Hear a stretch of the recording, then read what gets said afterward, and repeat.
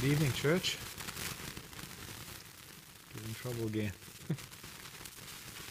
I'm going to switch this off. Thank you. Well, thank you, Andrew, for the Devo just now. We're going to continue with those thoughts. We are looking at a series moving from shame to being approved. And today we're going to look at the athlete getting ready for the race. All the things that Andrew mentioned, desire to improve, preparation to handle temptations and so on, execute, those are all going to be very valid in what we're talking about today. As we look at the outline, I'm going to take a couple more lessons from there to finish out Wednesday. I just went down the list and looking at pitfalls today, since most of what we do is very positive. And then going to the first thing, or the outline. If you look at that outline or look at the scriptures, and that's from the ESV, what can you identify? Can you identify the elements that I have there? And are there any additional things that you can identify? So let's read the text together and then see what thoughts come up in your mind. I know when Andrew was doing the Devo, I had a lot of things I wanted to say. So this is the participation part for the Devo. Verse 24, do you not know that in a race all runners run, but only one receives the prize? So run that you may obtain it. What do you think the prize is that we're running for? Verse 25, every athlete exercises self-control in things that are suitable for that athlete. That correct? What does it say? In all things, right? Self-control in all things. They do it to receive a perishable wreath, but we an imperishable. So I do not run aimlessly. I do not box as one beating the air. So an athlete will have a goal, and they will work like crazy to get that goal. How much more superior is your goal as a Christian to theirs? And look at all the effort that they put into it. How much effort do you put into your race? And then we do verse 26 says, so I do not run aimlessly, I do not box as one beating the air, but I discipline my body and keep it under control, lest after preaching to others, I myself should be disqualified. Do you identify distractions in there in verse 24? Can you see where distractions could come into it? This is somebody who is preparing to run a race, and he or she is very, very focused. What's going to cause you to lose your focus? Only thing that can cause you to lose your focus is distractions. Next one, verse 25, a lack of self-control. It actually says there, athlete exercises self-control in all things. Then a lack of focus, verse 25b. This is what we need to bear in mind, that we're running for a perishable, not a perishable wreath, but an imperishable wreath. So keep your focus on that. And then certainly don't think that you can do this without effort. Running a physical race is very, very easy compared to running a spiritual race. Anybody else get insights into that scripture as I was reading it? Anything that you can remember from sermons you've heard, or just as you're reading it right now, things that jumped out at you? Anything? Well, let's break it down and let's be prepared to get a lot of discussion going. As Chris said when he taught the Wednesday lesson, I don't have much to teach tonight, so we're going to quit real early, right, Chris? You said that it worked. Okay, let's get ready to talk. Okay, we look at the first one then, which is distractions. Is distractions a big problem in our day and age? Okay, so if the number one thing, and I believe that verse 24 is the key to Christianity, this focus that we need to have, the lack of, the opposite of distraction. If that is a big problem, how is Satan going about? If you had to give him a grade as far as helping us to become a distracted people, what kind of a grade do you give Satan? A? 10? I didn't hear A+. Oh, A+, I'm going to give him the best grade. I think he's doing a phenomenal job as far as distracting is concerned. All right, look at verse 24 again. Do you not know? In other words, you should be very, very aware of what I'm talking about. That in a race, all runners run. Is that obvious? Yeah, all runners run. So in Christianity, what do we do? What do Christians do? In Christianity, we learn and imitate Christ. In Christianity, we go out and seek and save the lost. In Christianity, we teach those who are saved all things, right? What is the main focus of Christianity? What's that? Practicing God's teaching. And yes, that's the one, giving God the glory. I think that's the main thing. In everything we do, God needs to get the glory. So if you put, no matter what circumstance you are in, no matter what you're doing, think about it. Is God getting the glory in that specific situation? Then the questions here, well, let's just complete here. But only one receives the prize. So what prize are we talking about? Heaven, right? We want to make it across the finish line. You need to run as if you're the only one that's going to be crossing the finish line. Have you ever participated in a race or a sport, some kind of activity where it was very important for the team members or the individual athlete not to be distracted? Have you ever gone to a Little League baseball game and seen what they do with the little flowers out in the garden? Watch out, a ball's going to hit you. Number 4, whatever they shout. Not golf, right? But these kids can get hurt, out there. They're paying no attention. And so you teach them to start paying attention. So he says, so run that you may obtain it. I remember one day I came out of winter training, and it was a swimming race, and it was one of these 200-meter breaststroke. And it's not a short race. It's 4 lengths of a 50-meter pool. And I was completely unfit. And I had a friend that had a chance of beating me. He never beats me. But this time he could have really beaten me because he trained throughout the winter. So I said to him, you take the number 5 lane, the center lane. I will take an outside lane. Don't pay attention to me. And I didn't pay attention to them. And I won by quite a distance because I wasn't paying attention to anybody else except, the race. I never thought that would happen. I thought competition would make you better, but it didn't. So very, very important that you don't. If you're swimming and you do this to look at where the people are next to you, can you imagine what you're doing? All these muscles are getting tight. Your head's going under the water. You can get disqualified. A lot of things can go wrong. You can't look. Same with if you're running a 100-meter race. If you look to see where the people are next to you, you might fall. You've got to focus. So when it comes to Christianity, what is the focus? That's what you need to figure out. When running a race, how important is it that you focus on the prize? In Philippians chapter 3, verse 14, you forget about everything else. You just reach for the prize, the upward call of Christ. That's what you want. So what is your prize? Visualize it. What could it be? What is it that makes you keep going? What does it look like? Can you see it? What does Jesus want you to focus on? Heaven? The incredible reunion that we're going to have in heaven? Think about those you have loved that have gone on ahead, that are waiting for you. Think about all the Sundays that you've come to service and the Wednesdays you've been here, and everything has been preparation for that one time when you're not going to have to know Jesus by reading in the text, when you're going to actually get to know Jesus by seeing him. It's all worthwhile. So you've got to have that in your mind. You must visualize it and see it happening. I believe that's what Paul could do. What was Martha's problem in Luke chapter 10? She got really distracted, remember? What should she have done? Where was Mary sitting? At the feet of Jesus, hanging on to every single word.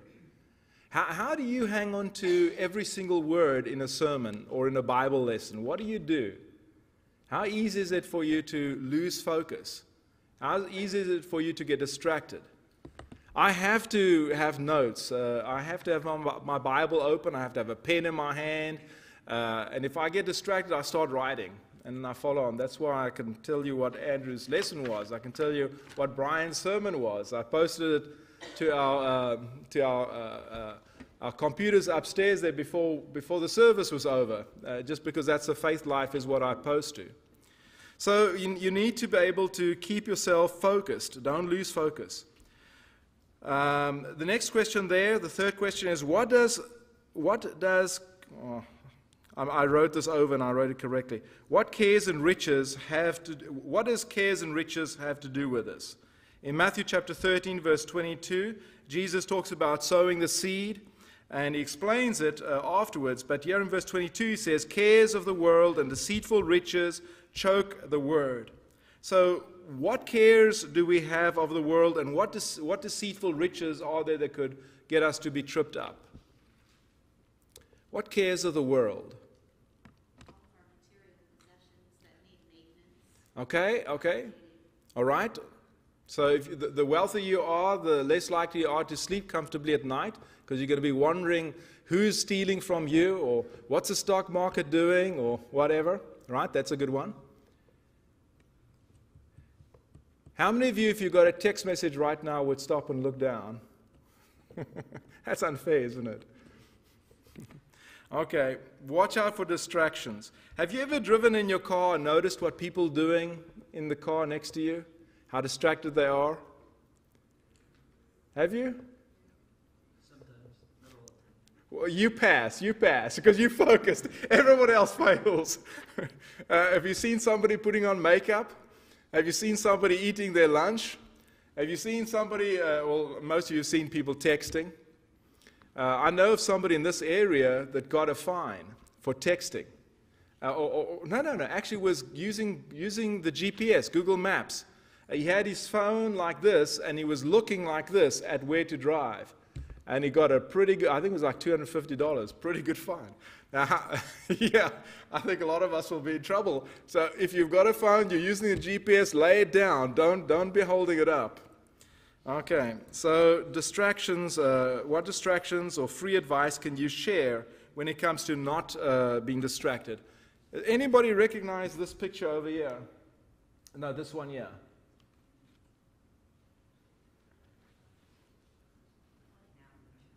That's Chick-fil-A. That's the little box at Chick-fil-A. When you get into, I've never eaten there with this box out. It's a new thing. But apparently, yeah, you put your cell phone in there. What's that called? A phone coupe. Yes, and one side, it's got 4 sides. One side is the instructions. So I took the instructions because that would be more difficult to identify.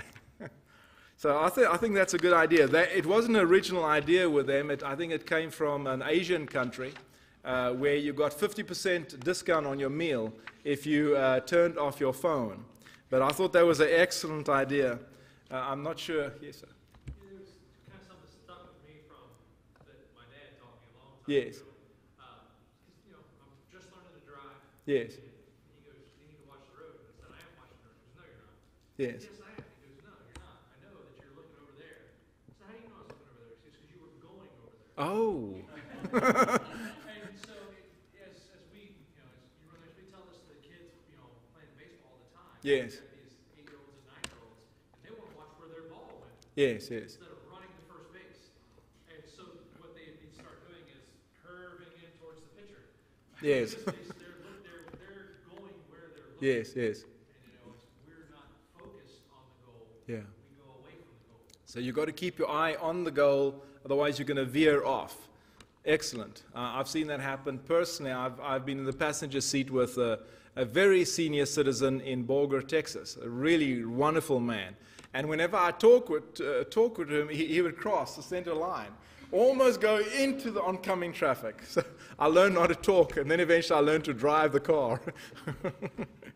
Okay, so these are good things. Any other tips that you have on how you keep distractions out from your family? Anybody think it's a good idea to switch cell phones off at 9 o'clock at night? Or especially take them away from teenage children? Okay, share those ideas. We've got a really nice parenting class over there, And that's where those ideas need to come out. We really need to realize that the devil's made a really good dent in us with this, and we have to be proactive and think of things. Not just your cell phone, but the television, period, any kind of entertainment. Put it all off at a certain time. Jenny, go to Nicaragua where there's no cell signals. Take your kids with you. What were you going to say? Our guidance counselor at school went to a training, and they said that there was research done that showed teenagers that sleep with their cell phone in their room sleep like a parent with a newborn baby. Wow. When they hear that ding, Yes. or even if it's on silent, if it's a vibrate, it Yes. does wake them up Yes, because yes. they're so in tune to that. Yes. Yeah. I thought that was really interesting. So teenagers who sleep with a cell phone is like a mother with a newborn babe. Any ding or anything like that. And if you, like me, with family in Africa, you get a lot of Facebook things going at night. And all the Android phones have a really nice blocking feature. You set it's very easy. You're not being mean now, but you set it at 11 o'clock at night or to 7 in the morning or whatever, and nothing gets through except immediate family. And so you can have a family list, and they'll get through. Sorry, Miss Betty. I had an experience this today with testing in the school, Yes. and in middle school grade level, and this was 6th grade. Yes. This is getting more violent towards you if you try to take it from an 8th grade, or as you go up the ranks. But we have to take their phones from them. And, Yes. they're not allowed to have them during testing. Yes. So I had put them all in a basket. You're not supposed to lay them on top of one another. That'll ruin them and all this. And I said, it's going to be fine. Yes, yes. So I put them in the cabinet, and no sooner did that timer, Yes. because it's a time test go off. Can we get our cell phones? It's like, Oh, wow. you cannot Yes. live without them. And, it's just Yeah. amazing. At Yeah. one point I told him, I said, well, I think we'll wait until, we're getting ready to switch or whatever. And I think they just about, Yeah. mob when they get to them. They have a real withdrawal from it. They do. Okay, very good. Steve? Yeah, there was somebody I was listening to talk about their experience with public speaking. Yes. And he was going back to his days. He was at West Point, and said, West Point, if you walk into a lecture hall, there's a basket next to the door. Yes, yes. And when a lecturer walks in, he empties his pockets. Yes. She empties so there's nothing in their pockets. Yes. So there's no reason to put their hands in their pockets. It's a Nice. presentation technique. Yes. At the same time, they can't jiggle their keys. Yes, yes. They can't, thumb the wheel in their Yes, pocket. yes. There's nothing to distract Yes. them from their task. Excellent. And so even such little things as just, again, just jiggling the keys in the pocket, Yeah. it's not just about the cell phones. It's not just about So make sure make sure you get rid of all distractions. little stuff. Little things. And, Jesus tells us to take a Sabbath day rest. From the Old Testament, the Sabbath's no more there, but the principle of the Sabbath day rest is still there. We should take a day off where you don't have any distractions. I found one of the few things I could do over the years of ministry is get on a lake, in the middle of a lake with a canoe. There's no reason for me to worry about anything. So go catch fish or whatever you need to do, but watch out for the distractions. All right, going to... Say it again? Using Facebook, I find that as a big distraction. Yes, Because yes. if you kind of add up the time, you get on Facebook just to scroll all the messages. Yes. It quickly adds up each day how much time you spend on Facebook and Yeah. over a period of time, how much you do. And especially if you start posting something on Facebook, now you're on the lookout as to who commented and what commented. So Facebook can be a big distraction. Another really big pitfall, excellent comments on the first one, distractions. Look at verse 25a, a lack of self-control. Every athlete, he says, exercises self-control in all things. Proverbs 25 has a similar thing, city without wall, and then James 1:14 is very important. But each person is tempted when he is lured and enticed by his own desire. Enticed by his own desire, right? Okay, so true or false? People give in to things because they like them. Not me saying that. That's what Jesus is saying, correct? All right. How important is it to admit self-control problems? Be specific when you admit it and pray. right, Bill? Pray and ask God to help you in those areas. Philippians chapter 3, 13 and 14, forgetting what is behind, straining to what is ahead, I press on towards the goal, and so on. How important is it to stop looking in the rearview mirror at your past sins? Your past sins, Bill, I've heard you mention several times in prayer that it's as far as the east is from the west, the north is from the south. Your sins are not there anymore. If you want to gain self-control, pray to God specifically and then move on. Don't keep thinking about it. It's not there anymore. That's a miracle of Christianity. You're not a recovering sinner, a recovering alcoholic or whatever. That's past. It's not part of your life anymore. Is there anybody in Christianity that's not broken? Is there anybody in Christianity that's has not failed? So it's past. We shouldn't focus on things. We should just move on. So book, chapter, and verse. What book, chapter, and verse steps did you observe to regaining self-control? Look at those scriptures and gain some wisdom there. Okay, going to the pitfalls. Number 3 of the pitfalls. Look at that list and choose your favorite winner versus loser list. The scripture is about a lack of focus. They do it to receive a perishable wreath, but we an imperishable. So I do not run aimlessly. I do not box as one beating the air. I have a goal. I know what happens if I'm focused on winning. I know what happens if I'm focused on losing. So losers fail once and quit. Winners fail 1,000 times and eventually succeed. Losers seek success at the finish line. Winners live success along the way. Losers work to make money. Winners work to make a difference. Losers discouraged by complications. Winners get curious. They're not discouraged when things are difficult. That's going to happen. Losers attempt to conquer in one shot. Winners add up small victories.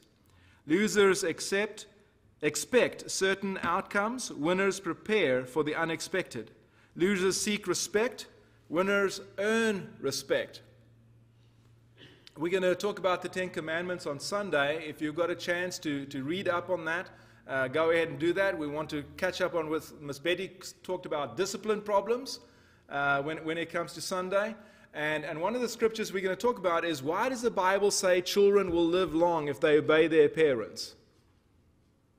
Probably because, like in the Old Testament, if they saw that their children weren't, behaving better, They killed them. Okay, that's a fact. And Jesus even said that. We'll touch on the New Testament where Jesus says that. Okay, so, but at the same time, parents realize you can't get your kids on edge all the time.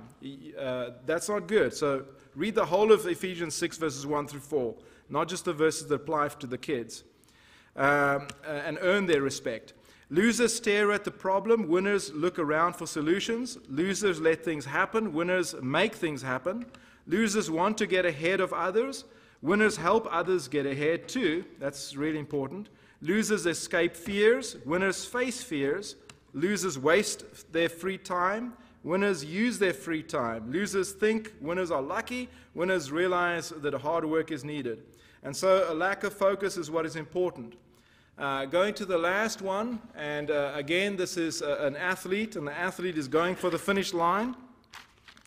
So verse 27 says, "But I discipline my body and keep it under control, lest after preaching to others, I myself should be disqualified."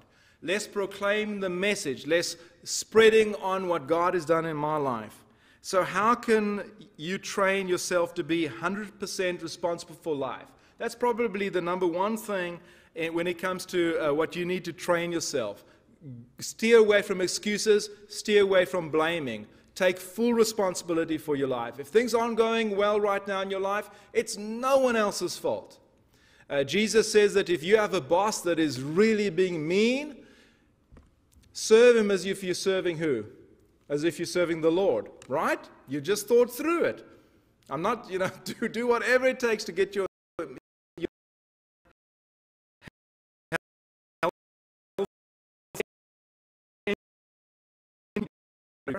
on my trusty cell phone. God grant me the serenity to accept the things I cannot change, the courage to change the things I can, and the wisdom to know the difference. People get to focus on physical problems that they can't change, and they get stuck on that. Instead of saying, you know what, I can't change physical things, but I can change this, I can change mental things, I can change my heart. Physical things could be like an enormous amount of debt you might have. There's very little you can do initially on that. On the long term, yes. But what can you change? Number 3, eliminate the wrong things. In other words, close the book. Don't just change the page. Or we'll say go to a new chapter. Just change the book and move on. You can train yourself to start doing and stop wishing. In other words, if you look at the dash on your gravestone, the dash, that's yours. That's what you did in the years that you were in this world. Make the best of that time. Start living right now. Don't plan to start tomorrow. Number 5, you can train yourself to make better friends. Be friends with people who don't drain your soul. Be friends with people who feed your soul. Best place to find friends like that is church. Exactly. Number 6, train yourself to exchange stinking thinking to victorious focus. Boy, stinking thinking can get you. So negative, your self-talk, I can't do it, I'll never succeed. Get rid of those things and train yourself to keep on keeping on. Okay, I think that's the end of that, so let's go to the Father in prayer. Father, thank you so much for preparing a wonderful